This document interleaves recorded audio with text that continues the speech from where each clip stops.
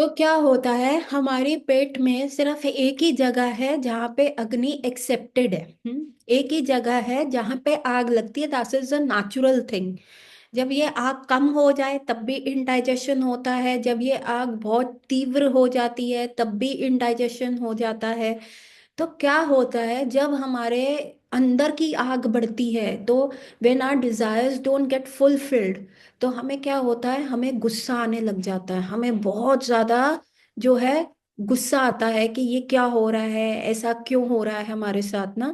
तो ये सारी चीजें हमारे अंदर आती है।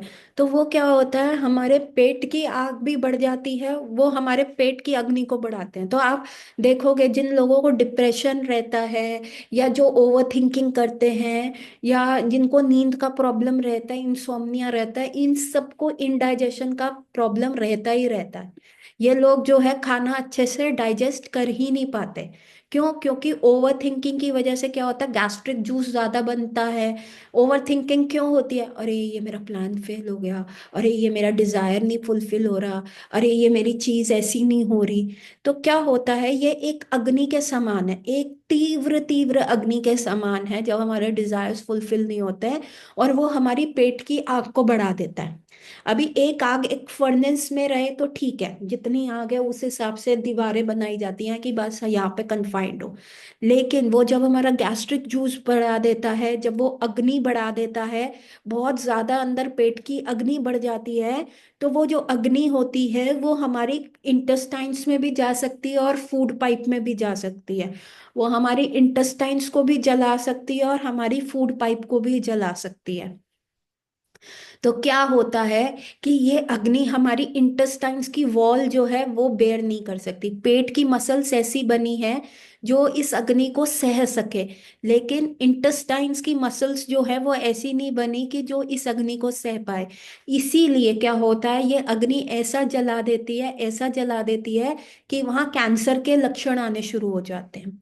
अभी मैंने कुछ साल, 5 सालों से मैं देख रही हूँ, टीनेजर्स मेरे पास जितने आ रहे हैं उनको या तो आईबीएस है, जिसको कहते हैं इरिटेबल बाउल सिंड्रोम।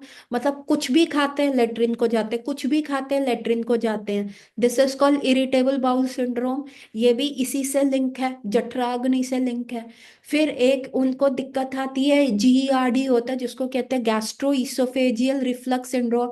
मतलब कुछ भी खाते हैं, छोटे बच्चों की बात कर रही हूँ, टीनेजर्स की बात कर रही हूँ, 11वीं 12वीं के बच्चों की बात कर रही हूँ। कुछ भी खाते हैं, अरे यहाँ छाती जल रही है ना, डकार आ रहे हैं ऐसे ही करते हैं, यहाँ पे जलन हो रही है, छाती के अंदर जलन होती है, क्योंकि पेट का खाया हुआ वापस आ जाता है ना। और फिर मैं देखती हूँ आजकल एक डिसीज है जिसको कहते हैं अल्सरेटिव कोलाइटिस। अल्सरेटिव कोलाइटिस का मतलब क्या होता है, पूरी आंतों के अंदर छाले पड़ जाते हैं।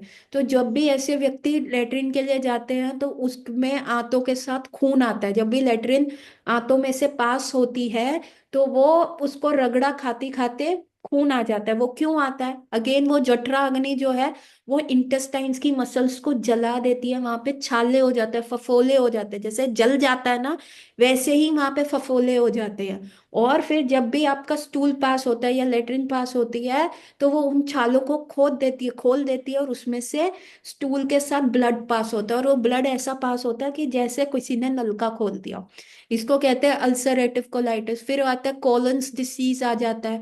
उसमें क्या होता है ना, आप देखेंगे कि उसमें जो आंतें होती है जो खाने के न्यूट्रिशनल तत्वों को एब्जॉर्ब करती है, आंतों के अंदर ना ऐसे उंगलियों जैसे हाथ होते हैं, ऐसे उंगलियां लगी होती हैं आंतों के अंदर, इंटेस्टाइन्स के अंदर।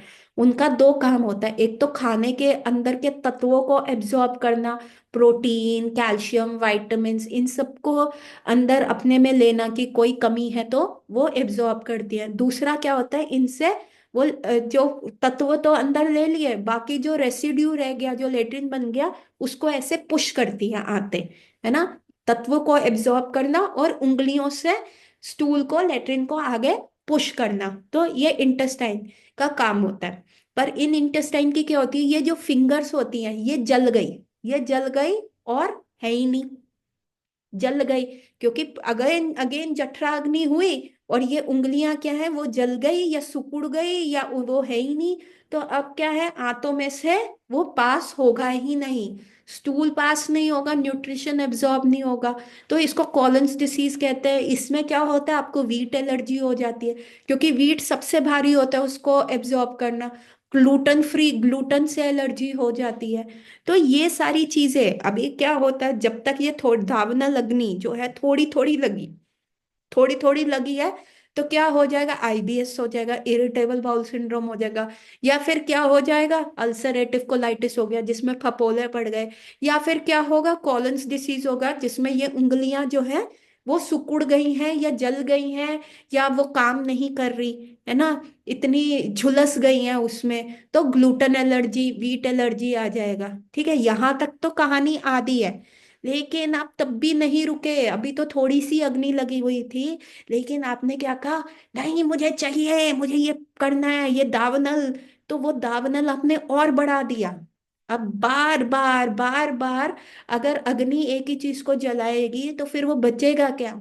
और उसके बाद सीधा कोलन कैंसर हो जाता है, इंटेस्टाइन का कैंसर हो जाता है। सो आई विल टेल यू। और ये जो पहले के जमाने में ना कोलन कैंसर होता था बहुत बड़ी आयु में, है ना, 70 की आयु में, जब बूढ़े हो जाते हैं ना लोग, उनमें गुस्सा इम्पेशेंट आ जाता है, अरे ये घर वाले नहीं सुन रहे मेरे बारे में। क्योंकि पहले क्या होता है कि आप हेड ऑफ द फैमिली होते हो, आप फिर बड़े होते रहते हो, फिर आपके बेटे की शादी हो जाती है ना, फिर बेटा दुकान संभालने लग जाता है, वो डिसीजन लेता रहता है। तो जनरली क्या था सोसाइटी का पार्ट, कि जैसे ही बेटा बड़ा हो जाता था, शादी हो जाती थी, दुकान संभालने लग जाता था, तो बाप रिटायर हो जाता था, वानप्रस्थ ले लेता। लेकिन आजकल क्या है, वो सांसारिक बंधन इतने ज्यादा टाइटली आपको बांध के रखते हैं कि आप जो है इन बंधनों से निकलना ही नहीं चाहते, तो वो लगे रहते हैं। तो 70 75 की आयु में क्या होता था, गुस्सा आता था, अरे ये मेरा बेटा सुन क्यों नहीं रहा, अरे मेरे हिसाब से डिसीजंस क्यों नहीं हो रहे इस घर में, मेरे हिसाब से चीजें क्यों नहीं चल रही। तो ऐसा जो होता था दिमाग में चलता था उनके, और इसीलिए उन लोगों को कोलन कैंसर हो जाता था, बूढ़े लोगों को। लेकिन हमने खुद अपनी मेडिकल बुक्स में पढ़ा है कि ये 50 to 65 ईयर्स के बाद कोलन कैंसर होता है। और आज ही मैंने ये न्यूज़ में पढ़ा कि अब ये 50 साल से कम हो रहा है। और अगर आप इसको कोरिलेट करो, आजकल टीनेजर बच्चों की ज्यादा डिमांड्स है, मेरे हिसाब से क्यों नहीं चल रही, पेरेंट्स मेरे हिसाब से क्यों नहीं चल रहे, क्यों मेरे को पढ़ने को कह रहे हैं, क्यों मेरे को ऐसे बोल रहे हैं, मेरे को ये करना है, मेरे को वो करना है। सो आप देख रहे हैं वो एंगर, हमें ये चाहिए। औरों के माँ बाप स्विट्जरलैंड लेके जा रहे हैं, औरों के माँ बाप अमेरिका घुमा रहे हैं, डिज्नी वर्ल्ड लेके जा रहे हैं, हमारे माँ बाप हमें कहीं नहीं लेके जा रहे। तो क्या है, ये सारी विशेष जो होते हैं वो अग्नि के समान होती है। तभी तो आप देखेंगे ये जो मैंने डिसीजेस भी बताया, अल्सरेटिव कोलाइटिस, कॉलन्स डिसीज, है ना, ये सीलिएक डिसीज, ये सारे जो डिसीजेस हैं वो बढ़ते जा रहे हैं। और सबसे कॉमन जो मैं देखती हूँ अपनी प्रैक्टिस में, वो आईबीएस है, कि खाना खाया और बाथरूम, खाना खाया और टॉयलेट, खाना खाया और टॉयलेट। ये तो बहुत कॉमन है, बहुत कॉमन है। तो संभल जाइए, यदि आपको भी ऐसे सिम्टम्स आ रहे हैं तो देखिए, अभी ये दावना लगनी कैसे बुझ सकती है, जब बादल जो है बरसात करे, और बहुत घन घनाती हुई बरसात करे, थोड़ा सा पानी ना डाले, क्योंकि ये बहुत बड़ी अग्नि है। और वो कौन सी बादल है जो बरस सकते हैं, वो है कृष्ण संकीर्तना, श्री कृष्ण संकीर्तना। श्री कृष्ण क्या है, श्री रिप्रेजेंट श्रीमती राधा रानी, और कृष्ण रिप्रेजेंट, तो राधा कृष्ण का युगल संकीर्तन, भक्तों के बीच बैठा हुआ डिस्कशन, लेक्चर्स, क्वेश्चन आंसर्स, है ना, उनके ग्लोरीज का ज्ञान करना, हरि नाम संकीर्तन करना, हरे कृष्ण महामंत्र का गायन करना, भक्तों के बीच में बैठते हैं। तो this is like a water, this is like a water जो इस संसारिक दावाग्नि को बुझा सकता है। So are you getting my point? Please type yes और नो। किसी का कोई प्रश्न?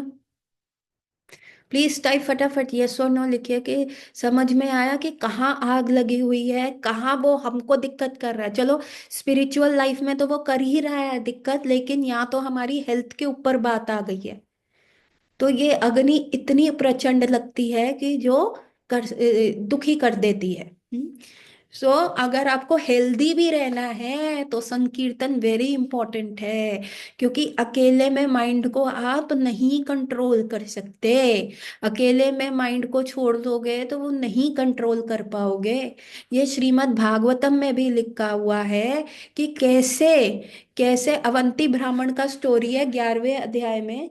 अवंती ब्राह्मण जो था, जो अवंती ब्राह्मण था, वो ऐसा ब्राह्मण था जो बहुत कंजूस था।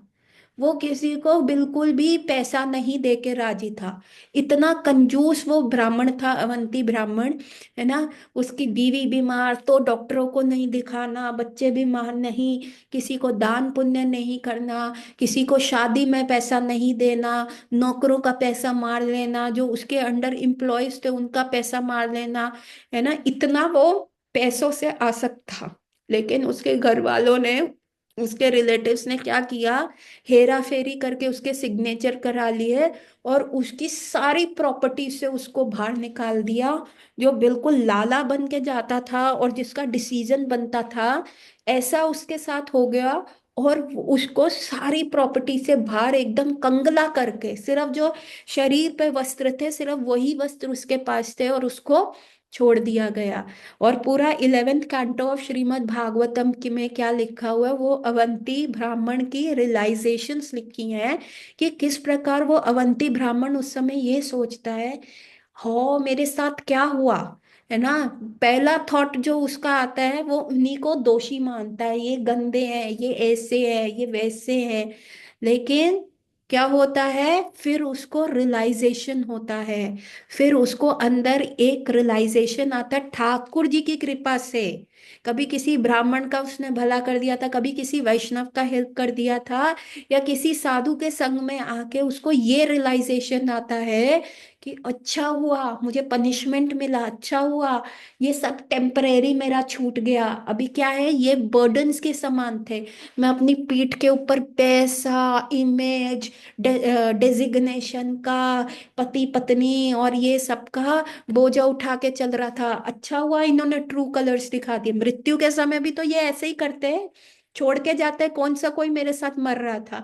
अच्छा है मेरे को मृत्यु से पहले ही इन्होंने अपने ट्रू कलर्स दिखा दिए, मैं छूट गया। अब मुझे पता है कि मेरे को कहाँ जाना है, मुझे अपने ठाकुर जी के पास जाना है। So you getting my point. तो अवंती ब्राह्मण का पहला थॉट क्या आया था, पहला थॉट उसका ये आया था, ये लोग गंदे हैं, इन्होंने मेरे साथ बहुत बुरा किया, ये इनकी वजह से मैं वो हूं। तो हमारी भी लाइफ में जब सिचुएशंस उल्टी आती हैं, एकदम विपरीत परिस्थितियां आती हैं, तो हमारे दिमाग में भी पहला थॉट यही आता है, ये गंदे हैं, ऐसा किया इन्होंने, ये किया। लेकिन ये थॉट अकेले नहीं जा सकता। ये थॉट जो होता है वो उस अग्नि को और प्रचंड करता है, उस अग्नि को और बढ़ाता है, और एकदम भड़का देता है उस अग्नि को।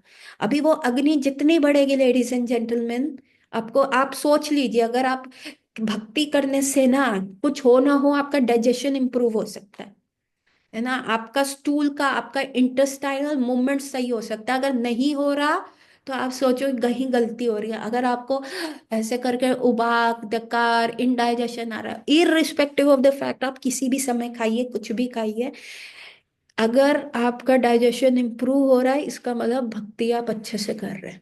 वो ही आपके माइंड को पीसफुल कर सकता है। तो भक्ति करने के इनिशियल में ही ये दो चीजें तो आ ही जाती है, सुखदा हो जाते हो, और ये जो महादाव अग्नि है, जो ये ताप है, ये आपको कम जलाते हैं। So actually you are saving yourself from cancer. So that's why hence proved with the double line under, bhakti is not optional, it is essential. भक्ति is not optional, it is essential. क्योंकि आप देखते हैं कि कोई व्यक्ति जब ज्ञान भी अर्जित कर रहा है ना, ज्ञान कर रहा है, तो उसको बहुत ज्ञान हो जाता है। तो वो सबको झाड़ता रहता है, अरे तुमको ये नहीं पता, हा हा हा, तुम्हें ये नहीं पता। ज्ञानी होता है तो उसमें एरोगेंस आ जाता है ना। और वो कभी उसको कोई काउंटर करते तो उसको गुस्सा आता है, मुझ जैसे ज्ञानी को, मुझ जैसे व्यक्ति को तू कल का आया छोरा बताएगा कि मुझे क्या करना है, तेरे को पता नहीं मेरे कितनी पीएचडी है। तो ये भी अग्नि के समान है। हम्म। ये भी संसार दाबनल के समान है। तो ज्ञान के मार्ग पे भी जाके कुछ नहीं होगा। अच्छा, योगा के मार्ग पे चले जाओ, ऑस्टेरिटीज कर लो, बाबा रामदेव की तरह पेट की इंटेस्टाइन्स को यूं यूं यूं यूं कर लो, है ना। अग्निसार एक आसन आता है, योगा में भी एक आसन होता है जिसमें आप सांस अंदर खींच के अपनी इंटेस्टाइन्स को मूव इन आउट करते हो, उसको अग्निसार कहते हैं। अभी ये अग्निसार जो योग मुद्रा होती है वो अग्नि को लिमिट करने के लिए होती है, मतलब कि वो इंटेस्टाइन्स में ना है। जठरा अग्नि, जठरा मतलब पेट, पेट की अग्नि पेट तक ही रहे। तो ये एक आसन होता है, आप उसको गूगल करके भी देख सकते हैं, इसको कहते हैं अग्निसार आसन। तो ये आपकी क्या होता है, आईबीएस और इंटेस्टाइन्स हेल्थ के लिए होता है। लेकिन आप कब तक करोगे? कोई सिचुएशन आई तो आप अग्निसार थोड़ा ना करके, आपका बॉस बॉस आपको डांट रहा है, आपको गुस्सा आ रहा है, आप उसके सामने आंखें बंद करके सांस लेके अग्निसार आसन थोड़ा ना करोगे। एकदम से वो आपको रेजिग्नेशन दे दे, वो आपको फायर कर देगा और कहेगा भैया तू जा, तू योगा ही सिखा, गोया गोवा जा, वहां पे जा योगा सिखा। Getting my point? So yoga is also failing, क्योंकि एक एक्सरसाइज से आप कैसे कर सकते हो? अभी सिचुएशन, सुबह से लेके शाम तक 10 सिचुएशन आ रहे हैं, बाप डांट रहा है, अग्निसार शुरू हो गया। ऐसा तो पॉसिबल ही नहीं है ना, ऐसा तो पॉसिबल है ही नहीं। तो योगा से भी नहीं जा सकते, ज्ञान से भी नहीं जा सकते, ध्यान कैसे लगाए, ध्यान से भी नहीं जा सकते हम। तो सारे वे से नहीं जा सकते, तो फिर क्या, कहाँ से जा सकते हैं, कौन बताएगा? चैतन्य महाप्रभु शिष्टाष्टकम के पहले पहले श्लोक में कहते हैं, चेतो दर्पण मार्जनम। इससे क्या करोगे? कृष्ण, श्री कृष्ण संकीर्तन करते ही ये महादावानल अग्नि जो है, इसको शांति मिलेगी। और ये आपको एकदम प्रचंड उस पे भक्ति नहीं करनी, एकाकी एकदम, नो नो नो। ये तो आप थोड़ा सा ही आगे बढ़ोगे तो ये 2 पॉइंट्स आपके हो जाएंगे। दिमाग शांत होने लगेगा, लोगों के द्वारा की गई चीजें, आपकी इंटेलिजेंस शार्प हो जाएगी कि हाँ हाँ ये ऐसे कर रहा है, अरे यार बच्चा है छोड़ो, इसके इससे क्या मुंह लगना है। और जो संसार की अग्नि है वो थोड़ी सी शांत हो जाएगी, डिजायर्स हमारे शांत हो जाएंगे। एंड अब बाय प्रोडक्ट देखो, पूरा जो मैंने प्रोसेस सिखाया, कैंसर से बच रहे हो, कोलन कैंसर से थी, ठीक है, इंटेस्टाइन के कैंसर से आप बच सकते हैं। So today's class is how to keep your gut health, how to work on your gut health. Gut होता है डाइजेशन। सो सबको समझ में आया? Do you want me to repeat? Not the late joinees, but जिन्होंने शुरू से class सुना है सबको समझ में आया? Do you want me to repeat? Okay, सबको it's okay, everyone very good, we are all on the same page. समझदार है मेरे बच्चे सारे। भ- भक्ति के उत्तर उत्तर विकास से भगवत प्रेम का उदय होता है, तथा इस प्रेम की क्रमशः वृद्धि से जीव बंधन मुक्त हो जाता है। व्यक्ति क्या है? बंधन मुक्त हो जाता है।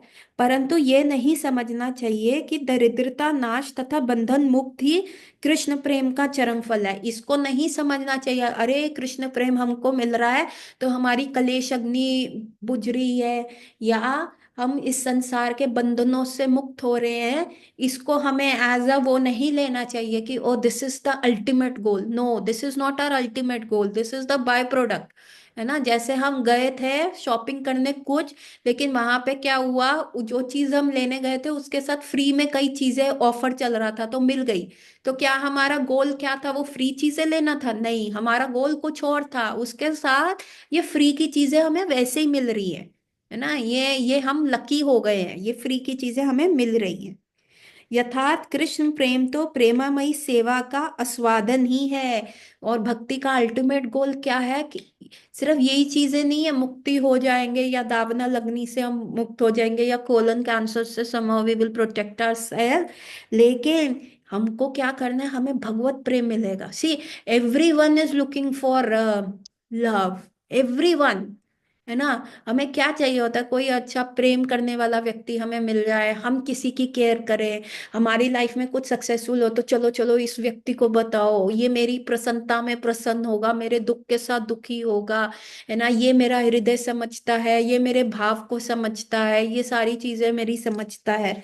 तो इसको क्या कहते हैं? इसे कृष्ण प्रेम कहते हैं। ये हमें चाहिए, कृष्ण, हमें एक ऐसा व्यक्ति चाहिए जो हमारे साथ 100 100% रेसिप्रोकेट करे। हम खुश हैं तो वो हमारे खुशी के साथ खुश रहे, हम दुखी हैं तो वो दुखी हो, हमें कोई सुझाव चाहिए तो वो हमारे को सांत्वना दे, सिंपथी दे, शोल्डर दे, हम उस पर रख सके। तो ऐसा 100%, नॉट इवन 99%, 99.99% वाला भी नहीं चाहिए हमें, 100% ऐसा चाहिए। वो कृष्ण प्रेम सब व्यक्तियों के हृदय में होता है, सब व्यक्तियों के हृदय में ये चीज होती है, सबको ये चाहिए विदाउट एक्सेप्शन। पैसे से भी ज्यादा ये चीज चाहिए, है ना। पैसा भी आ गया और आप टॉप पे खड़े हो और वहां पे कोई आपको आपके साथ चीजें शेयर करने के लिए नहीं है, तो आप क्या करोगे? क्या कर सकते हो? कुछ नहीं, दुखी हो गए। हम्म। हम हम चीजें करते ही क्यों हैं? ताकि हम सक्सेसफुल हो, तो हमारे साथ कोई हो ना, किसी के ऊपर हम पैसा लुटा सके, हम उसके साथ एंजॉय करें, ट्रिप करें, ये करें। तो ये चीज है, तो ये कृष्ण प्रेम हमें मिलता है। और अगर हम ये ठाकुर जी के प्रति करते हैं, तो ठाकुर जी के प्रति किया गया ये प्रेम हमें 100 गुना फल देता है। ये हमें 100 गुना फल देता है। It gives us the maximum satisfaction we can get. वैदिक शास्त्रों में हमें ज्ञात होता है कि परम ईश्वर भगवान श्री कृष्ण एवं जीवों में ऐसा प्रेममय संबंध की प्राप्ति करना ही भक्त का कार्य है। सो भक्त का कार्य क्या है? कि ये वाला रिलेशनशिप एस्टैब्लिश करना, ऐसा रिलेशनशिप एस्टैब्लिश करना भगवान के साथ, ये है भक्तों का कार्य। हमारा यथार्थ कार्य है भक्त, तथा चरमत लक्ष्य है भगवत प्रेम, है ना। भक्ति हमारा कार्य है और चरम सबसे टॉप मोस्ट गोल क्या है? भगवत प्रेम। वैदिक शास्त्र अनुसार श्री कृष्ण परम केंद्र हैं, क्योंकि श्री कृष्ण संबंधी ज्ञान से जीव की सारी समस्याओं का समाधान हो जाता है। So when we reach Krishna, now Krishna is the husband of the material energy. Krishna is the master of the material energy. सब कुछ कृष्ण के हिसाब से होता है इस संसार में, हर एक पत्ता भगवान के हिसाब से जड़ता है। तो यदि हम कृष्ण के साथ ही संबंध बना ले, हमारा प्रगाढ़ संबंध ही भगवान के साथ हो जाए, तो उसके बाद हमें चाहिए ही क्या? What do we want after that? कुछ नहीं, Krishna will take care. So एक कहानी मेरे को याद आ रही है, ये मैंने शायद पहले भी सुनाई है। एक बार क्या होता है, एक राजा होता है, वो बहुत प्रसन्न होता है, इतना प्रसन्न होता है, ऐसे राजाओं का शौक होते हैं, वो कभी भी खुश हो जाते हैं, कभी भी दुखी हो जाते हैं। तो वो इतना प्रसन्न होता है, वो अपने मंत्रियों को बुलाता है, कहते हैं बुलाओ सारे गांव वालों को, सब गांव वालों को बुलाओ और एक एक गांव वाले से उनकी विश पूछो, और मैं आज इतना प्रसन्न हूं, मैं सबकी विश पूरी कर दूंगा। तो सब ढिंडोरा पीट जाते हैं, सब लाइन बना के राजा के दरबार में है, मंत्री खड़ा है लिख रहा है। तो पहला व्यक्ति आके कहता है, जी देखिए मेरी बेटी की शादी करा दीजिए, मेरे को इतना पैसा चाहिए। राजा कहता है, दो इसको राजकोष में से। एक कहता है कि देखो मेरा घर बड़ा फट रहा है, मेरे पास पैसे नहीं है, मैं कैसे रिपेयर कराऊं? ठीक है ठीक है, इसको दो पैसे, है ना। एक कह रहा है मेरे पास गैया नहीं है, मुझे गैया ला दो। मुझे अपना, मेरी गाय मर गई, या जो भी, ऐसे ऐसे करके सब अपनी विशेष लेके आते हैं, और राजा सब पे टिक टिक टिक टिक टिक कर रहा है। अभी क्या हुआ, गांव का सबसे वृद्ध आदमी और सबसे चतुर आदमी एंड में खड़ा है लाइन में, वो राजा के पास आया, है ना। उसने, अब he is the last person, है ना। एंड राजा कह रहा, बताओ बताओ महाशय, आपके क्या विश है? तो वो कहता है, वृद्ध व्यक्ति कहता है, महाराज मुझे आप विश ये है कि आप मेरे फ्रेंड बन जाएं और आप मेरे घर जो है लंच पे आए, मेरी ये विश है। राजा कहता है, ठीक है मंत्री लिख लो, हम करेंगे, ठीक है। ऐसा करके वो सारे, तो सारे गांव वाले उस वृद्ध व्यक्ति से हंसते, कहते पागल है ये, क्या क्या मांग सकता था? पैसा मांग सकता था, हीरे मांग सकता था, जवाहरात मांग सकता था, इसने क्या मांगा? राजा के साथ दोस्ती मांग ली। बेवकूफ नहीं है? अब राजा ने क्या दिया इसको? हमारी तो चलो बेटी की शादी के लिए धन आ गया, हमारा घर रिपेयर हो गया, हमको गांव मिल गई, हमारा डेयरी खुलवा दिया गया, हमारे घर पे पक्की सड़क बना दी गई, हमें सोना मिल गया, हमें चांदी मिल गया, हमें हीरे मिल गए। ये राजा की दोस्ती लेके क्या इसको मिल गया? सारे गांव वाले कहने लगे, अरे बुढ़ा सठिया गया है। इसमें कोई अक्ल नहीं है, ये बुढ़ा बिल्कुल सठिया गया है। ठीक है, कुछ टाइम बीता, 1 महीना बीता। तो राजा उठा मंत्री के पास, मंत्री को जाके पूछा, बताओ, जिस दिन मैं खुश था, क्या मैंने सबकी जो विशेष थी तुम सबने पूरी कर दी? मंत्री महोदय आए, उन्होंने अपना बही खाता चेक किया। हाँ हमारा, जिसका घर रिपेयर करना था कर दिया, लड़की की शादी हो गई, गाय दे दी गई है, बकरी दे दी गई है, सोना चांदी राजकोष में से हमने दे दिया गया है, सब दे दिया है, सारी विशेष पूरी हो गई हैं एक्सेप्ट एक। तो राजा ने कहा, कौन सी विश रह गई? कहते, महाराज देखो, वो हमारे ऊपर नहीं डिपेंडेंट, वो तो आपके ऊपर है ये विश पूरी करना, हमारा तो सामर्थ्य नहीं है उस विश को पूरी करना। तो राजा ने कहा, बताओ कौन सी विश है? कहते, वो बूढ़ा आदमी ने कहा था ना कि आपसे दोस्ती करनी है और आप मेरे घर लंच पे आए। तो राजा ने कहा, ठीक है, उसकी भी विश पूरी करो, वीकेंड पे चलते हैं, संडे हम जाएंगे वहां उनके घर और हम ये विश पूरी करते हैं उसकी। अभी सारे मंत्री जो हैं हो गए, उसके घर गए तो घर देखा बड़ा टूटा हुआ है, चारपाई टूटी हुई है, किचन में कुछ खाने को नहीं है, घर का रास्ता जो है बिल्कुल टूटा है, सारी जगह मतलब कुछ भी नहीं है, इतनी दरिद्रता में वो व्यक्ति रह रहे हैं। अभी राजा आ रहा है, तो क्या हुआ, सब चेंज कर दिया। सुदामा को कृष्ण ने रिच बना दिया, उसी प्रकार से उसके घर को रिपेयर करा। वीकेंड था, है ना, वीकेंड में सिर्फ 3-4 दिन थे, पूरा घर रिपेयर हो गया, पेंट हो गया, पूरा राशन से भर दिया गया, घर वालों को बिल्कुल सिल्क के क्लोथिंग, विमेन को ज्वेलरी, उनके घर के पथ जो था राजपथ से जोड़ा गया, उसमें प्रॉपर टाइल्स वगैरह लग गई, जो उनकी गाय वगैरह सब दूध देने के लिए सब। क्योंकि क्या होता है, दोस्ती बराबर वालों में होती है। उसके ऊपर इतना पैसा, मतलब जो गांव वालों ने एक एक करके विश मांगी थी, उसकी बिन मांगे ही सारी विशेष पूरी हो गई, है ना। उसने ये नहीं कहा कि मेरा घर रिपेयर कर दो, नहीं, उसका घर भी रिपेयर हो गया, उसके कपड़े भी उसको मिल गए, उसका राशन भी भर गया, उसको गाय भी मिल गई, उसको धन धान्य भी मिल गया कि राजा को उपहार समेत कुछ देगा। और of course as a friend, राजा भी तो धन लेके आएगा ना, उपहार लेके आएगा, किसी के घर खाली हाथ तो जाते नहीं है। तो राजा भी कुछ लेके आएगा, और वो राजा जब उसके घर आया, दोस्ती करी, और फिर वो फेमस भी हो गया, अरे ये तो राजा का दोस्त है, ये तो राजा का दोस्त है। और वो राजा का दोस्त क्या हो गया, परमानेंटली हो गया। राजा ने क्या किया, ये मेरा मित्र है, तो अब friend in need is a friend in deed, तो आज से इसको कोई भी नीड होएगी, कोई भी ये अटकेगा, कुछ भी इसको जरूरत होएगी, as his friend I will complete this. तो फिर आप इससे क्या हमें सीख मिलती है? क्या हमें भगवान से जाके एक एक चीजें मांगनी चाहिए? राशन की तरह, लिस्ट की तरह, साबुन आ गया, मूंगी धुली आ गई, चावल आ गए, बासमती आ गया, ये आ गया, वो आ गया, या राजा से राजा को ही मांग लेना चाहिए? तो यहाँ पे कह रहे हैं, ये तो सारी चीजें जो है बाय प्रोडक्ट्स हैं, यू नो, ये दावाग्नि बुझना, मन का शांत होना, है ना, अच्छी अच्छी चीजें लाइफ में होना, सो ये तो सब भक्ति के बाय प्रोडक्ट्स हैं, है ना, जीवन मुक्त हो जाना, ये तो बाय प्रोडक्ट्स हैं। तो मेन थिंग क्या है? Main thing is our deep seated friendship on the basis of love, not on the basis of like symbiotic नहीं है, you scratch my back I scratch your back, no no no no, उस पे नहीं है कि तू मेरी पीठ खुजला मैं तेरी पीठ खुजलाता हूँ, उस चीज पे हमारी फ्रेंडशिप नहीं है। हमारी फ्रेंडशिप किस पे है? On the basis of love. और वो क्या हो गया, थ्रू आउट लाइफ हो गई, है ना। और कृष्ण से अगर फ्रेंडशिप कर ली, तो कृष्ण से ज्यादा रिच, कृष्ण से ज्यादा फेमस, कृष्ण से ज्यादा ब्रेव, कृष्ण से ज्यादा सुंदर, और कृष्ण से ज्यादा दानवीर कौन है इस संसार में? कोई नहीं। तो यदि ऐसे व्यक्ति से आपका संबंध, वो भी प्रेमा भक्ति वाला संबंध स्थापित हो जाता है, तो क्या आपको फिर इस संसार में या इस संसार के परे एक भी परसेंट किसी भी चीज के बारे में वरी करने का रहेगा? क्या आप वरी कर पाओगे? एक भी परसेंट? कुछ नहीं। हाँ, तो पढ़ते हैं आगे।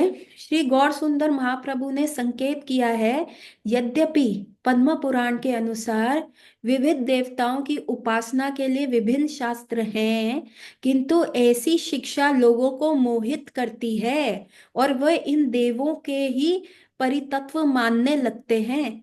परंतु पुराणों का सावधानी पूर्वक अनुसंधान और अध्ययन करने से ये स्पष्ट हो जाएगा कि केवल भगवान श्री कृष्ण ही आराध्य तत्व हैं। उदाहरण स्वरूप मार्कंडेय पुराण में देवी की उपासना अथवा दुर्गा पूजा का निर्देश है, पर उसी चामुंडिका में यहाँ भी ये कहा गया है कि काली सहित सब देवगण स्वयं भगवान विष्णु की विविध शक्तियां हैं। अतः पुराणों के विश्लेषण से स्पष्ट है कि भगवान विष्णु एकमात्र आराध्य तत्व है। निष्कर्ष यही है कि प्रत्यक्ष अथवा अप्रत्यक्ष सब प्रकार की उपासना के लक्ष्य परम पुरुष भगवान श्री कृष्ण हैं। भगवत गीता से स्पष्ट है कि देवी उपासना करने वाले वास्तव में श्री कृष्ण को ही भजते हैं, क्योंकि देवगण विष्णु अथवा श्री कृष्ण के शरीरी रंग हैं। इसलिए भगवत गीता में देव उपासना की अविधि पूर्वक कृष्ण उपासना बताया गया है। देव उपासना को यहाँ क्या बताया गया है कि बहुत सारे शास्त्रों में ये लिखा हुआ है कि हमें देवी देवताओं की पूजा करनी चाहिए ताकि हमारी इच्छाएं पूर्ण हो। और उसी में मार्कंडेय पुराण में देवी की उपासना की भी विधि बताई गई है। लेकिन हम देखेंगे कि उसी पुराण में ये भी लिखा है कि जो देवी है और वो सारे देव देवताओं के साथ मिलके किसकी उपासना कर रही हैं, अपने बिग बॉस विष्णु की उपासना कर रही हैं। तो सब क्या अल्टीमेटली क्या हुआ, सब द बॉस कौन है, कृष्ण है, विष्णु ही है। तो अल्टीमेटली किसके पास जाएगा। अभी क्या होता है, देवियों से या जितने भी देवी देवताएं हैं उनसे यदि हमारा कोई भी इच्छा पूर्ण हो जाती है तो वो क्या होता है, शारीरिक स्तर पे। क्या देवी देवता परमानेंट है? नो। आप देखते हैं इंद्र आसन, इंद्र भी चेंज होते रहते हैं, ब्रह्मा भी चेंज होते रहते हैं। तो ये लोग ही परमानेंट नहीं है, तो वो जो उनके द्वारा दिया गया वरदान वो कैसे परमानेंट रह सकता है? वो भी परमानेंट नहीं रहेगा। तो एक्चुअली क्या है, ये सारी देवी देवता, ये ब्रह्मा जी, ये देवी माँ, ये सब क्या करते हैं, ये कृष्ण की उपासना करते हैं। ये स्वयं भगवान विष्णु की उपासना करते हैं। तो पता है क्या होता है, जब हम किसी देवी देवता से वर मांगते हैं कि हमारी ये इच्छा पूर्ण कर दो या हमारी वो इच्छा पूर्ण कर दो, तो ये देवी देवता क्या करते हैं, ये जाते हैं भगवान विष्णु से सैंक्शन लेने जाते हैं। क्या होता है, यदि कोई भी देवता हमारी इच्छा पूर्ण करता है, कोई भी देवता, हम्म या कोई भी नवग्रहों में से कोई भी ग्रह हमारी इच्छा पूर्ण करता है, तो उनका पायस क्रेडिट जाता है। मतलब देखो, अगर मैं आपको ब्लेस करती हूँ, अपना राइट हैंड आप मेरे चरण पकड़ते हो और मैं आपको ब्लेस करती हूँ, तो ये मैं ब्लेसिंग तभी दे सकती हूँ मेरी भक्ति की शक्ति पे, या मैं जितनी माला करती हूँ। जैसे ही मैंने आपको ब्लेस किया, वो मेरी गुड कर्मास जो है, मेरी सुकृति है, वो कम हो जाती है क्योंकि वो मैंने आपको ब्लेस कर दिया। हम्म सो देवी देवता भी जो इच्छा होती है वो आपकी पूर्ण कब करते हैं, एक तो आपका कार्मिक अकाउंट देख के कि भैया इसमें पैसे हैं कि नहीं। है ना, आप 5 स्टार होटल में जाते हो, 5 स्टार होटल में आप रह रहे हो, आपके पास बहुत सारा पैसा है, आप कर रहे हो, ठीक है, हो रहा है। लेकिन बाय चांस आखिरी दिन क्या होता है, 100 रुपए कम पड़ जाते हैं, आपने वहां पे लाखों का कर दिया, आपके पास 100 रुपए का चेंज नहीं है उस व्यक्ति को देने के लिए। तो मैनेजर कहेगा नो नो सर, कोई बात नहीं, आप कोई बात नहीं, आप रखिए, कोई दिक्कत नहीं है। तो वो कहेगा कि जब इन सर ने मेरे को इतनी टिप्स दे दी, ये कर दिया, तो 100 रुपए क्या होता है। सो देवी देवता भी यही देखते हैं कि आपके पुराने कार्मिक अकाउंट्स में कितना कार्मा, गुड कार्मा पड़ा है। अच्छा, अच्छा पड़ा है, बस मेरे को थोड़ा सा ही अपना कार्मा ऐड करके इसको देना है, गुड अपना ब्लेसिंग्स की फॉर्म में, तो इसका ये कार्य हो जाएगा। क्यों? क्योंकि ये मेरी पूजा कर रहा है, ये मेरे मेरे को प्रसन्न कर रहा है। अब अगर आप किसी व्यक्ति की चापलूसी करो और वो व्यक्ति खुश होके क्या करेगा, अपने ही अकाउंट में से आपको थोड़े से पैसे दे देगा।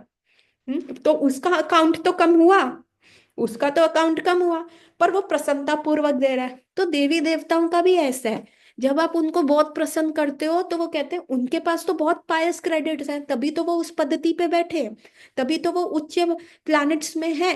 तो वो क्या करते हैं, अपना थोड़ा सा पायस क्रेडिट अपने में से थोड़ा सा ब्लेसिंग से ऐड करके, और बाकी तो आपका पुण्य कर्मा है, उसको ऐड करके आपका कार्य कर देते हैं। पर फाइनली सैंक्शनिंग भी कौन देता है? लॉर्ड विष्णु देते हैं।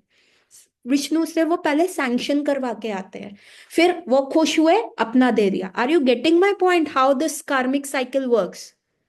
आप लोगों को पता है कि देवी देवता भी अगर आपका कोई इच्छा पूर्ण कर रहे हैं तो उनका भी पायस क्रेडिट कम होता है, उनका भी अकाउंट कम होता है। So please type yes and no. Are you getting what I am trying to tell? Please type yes and no. Hmm. So फिर क्या होता है कि जब ये सारी चीजें होती है तो कोई अभी देवी देवता भी तो ऐसे नहीं है ना कि आपको अपना बांटते ही जाएंगे। ऑफ कोर्स उनको भी अपने अकाउंट में रखना है। किसी रिच आदमी की आपने चापलूसी करी तो वो थोड़ा पैसा देगा ना, ये थोड़ा ना कि कहेगा आजा मेरी गद्दी पे बैठ जा, वो नहीं करेगा। लेकिन विष्णु ये कर सकते हैं। सो डायरेक्टली अप्रोचिंग, आप इनडायरेक्टली क्यों भगवान को अप्रोच कर रहे हो? तो जो इवन भगवत गीता के 7th अध्याय में ये लिखा हुआ है, जो अन्य देवी देवताओं की पूजा करते हैं इसको कहते हैं अविधि वायक कृष्ण उपासना करना। एक होता है विधि पूर्वक भगवान की उपासना करना। कैसे विधि है? पंडित जी से पूछते हैं ये हवन की क्या क्या विधि है, क्या क्या सामग्री है, बताइए, है ना। जैसे हम फर्स्ट टाइम आए टेम्पल में, हमने विधि पूछी कि चैंटिंग करने की क्या विधि है, कैसे चैंट करना चाहिए, कैसे हमें बीड्स को पीछे करने हैं, कैसे ये उंगली बाहर निकालनी है, चैंटिंग बैग में बीड्स रखनी है, क्लीन रखनी है। हमने रूल्स पूछे, तो उसको कहते हैं विधि पूर्वक कार्य करना। लेकिन जब हम देवी देवताओं की पूजा अर्चना करते हैं, इसको क्या कहा जाता है? इसको कहा जाता है, यहाँ पे लिखा हुआ है, अविधि अविधि पूर्वक कृष्ण उपासना बताई गई है। मतलब है तो ये भी इनडायरेक्ट तरीके से कृष्ण उपासना, वाया वाया हो गई ना। हम देवी माँ की कर रहे हैं, देवी माँ विष्णु भगवान से सैंक्शन ले रही है, विष्णु भगवान कह रहे हैं चल दे दे इसको, देवी माँ वापस आ रही हैं और दे रही हैं। जबकि हम डायरेक्ट कृष्ण को, हम डायरेक्ट विष्णु को अप्रोच कर सकते हैं, लेकिन हम क्या कर रहे हैं? इनडायरेक्ट। तो विधि पूर्वक क्या है कि डायरेक्ट भगवान को अप्रोच कर लो कि भगवान प्लीज आप ये कार्य कर दो, है ना, हम प्रे कर सकते हैं। लेकिन हम क्या कर रहे हैं? अविधि पूर्वक, हम इनडायरेक्ट वे में कर रहे हैं। सो ये ऐसा भगवत गीता में लिखा हुआ है ना। तो हमें अविधि पूर्वक जब हम डायरेक्ट रिलेशनशिप एस्टैब्लिश कर सकते हैं, why to go indirect? Why to go indirect? So आज की कक्षा को यहीं विराम देते हैं, आगे की शेष चर्चा कल करेंगे। Hopefully we are all on the same page. वैसे आप बहुत अच्छे ऑडियंस हैं, आपको टचवुड बहुत अच्छे से समझ आ रहा है। Thank you. Thank you for your support and thank you to give me an opportunity कि हम ठाकुर जी का संकीर्तन रोज रात को कर पा रहे हैं। हरे कृष्णा।